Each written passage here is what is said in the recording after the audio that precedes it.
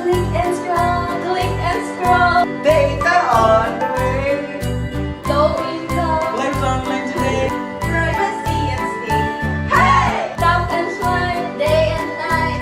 Links that guide our way. Know your rights. Protect your lives. Keep your data safe. Hey! Click by click, tap by tap, data sleeps through every gap. Welcome to a space where we uncover how data becomes a profit and how poverty becomes a target. I find this phrase so powerful because it captures something most people don't realize, that every small action we take online, every click and tap leaves behind data that can be collected and analyzed. Hello and welcome back. I'm Krisha, and today we are discussing a concept that sounds complex but is affecting millions of people every single day: surveillance capitalism. I'm joined by Crisalin. Thank you for being here. Thank you, Krisha. I'm very glad to explain this in a way people can easily understand. When I first heard the term surveillance capitalism, I admit I was a little overwhelmed. It sounds like a phrase from a textbook or a tech conference. But the more I learned, the more I realized how close to home it hits, especially for people who rely on free digital tools just to get by. It's such an important conversation because it's not just about technology. It's about power, money, and how our lives are shaped by forces most of us don't see. I think it's crucial that we break down complex ideas into clear language. When people hear surveillance capitalism, it can sound intimidating or confusing. But really, it's about everything experiences, the apps we use, the ads we see, the recommendation we get. Behind all of this is a system that's designed to collect and profit from our personal information. My goal is to make sure this knowledge is accessible because awareness is the first step to change. Alright, so let's start with the basics.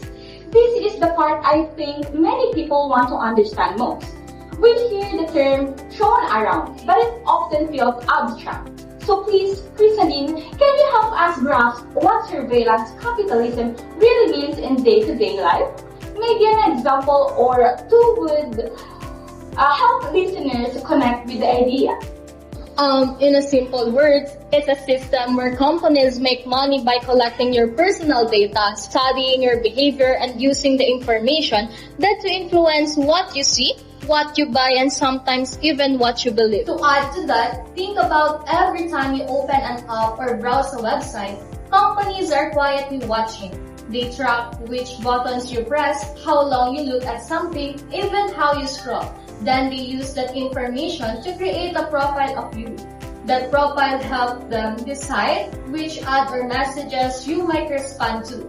The scary part is that sometimes they use this data not just to sell products, but to influence opinions or behaviors in ways you might not even realize. That sounds very powerful, and the more powerful something is, the more responsibility comes with it. But in this case, it feels like the responsibility is often ignored. When companies hold so much information and influence, it can be easy for people to feel powerless. And the scary part is that most people don't even know it's happening. Yes, many users have no idea about the extent of data collection. Privacy policies are often long, confusing, and written in legal language no one reads. Most people just click agree without fully understanding what they're consenting to. This lack of awareness creates a huge gap between what's happening behind the scene and what users know. So this next question is so important because it hits at the heart of inequality in the digital age. Low-income communities often rely on free, low-cost services out of necessity. So why are low-income communities more affected? Because they depend heavily on free platforms, and when something is free, it means you are the product. Free services need to generate revenue somehow, and the easiest way is to monetizing user data. This means the people who use these platforms the most often because they have fewer alternatives are also the ones whose data is most exploited. Thank you, Crisalin, for shedding light on this important issue. I hope this conversation encourages listeners to think critically about the digital world they live in and the hidden costs that come with free services. Thank you to Krisha.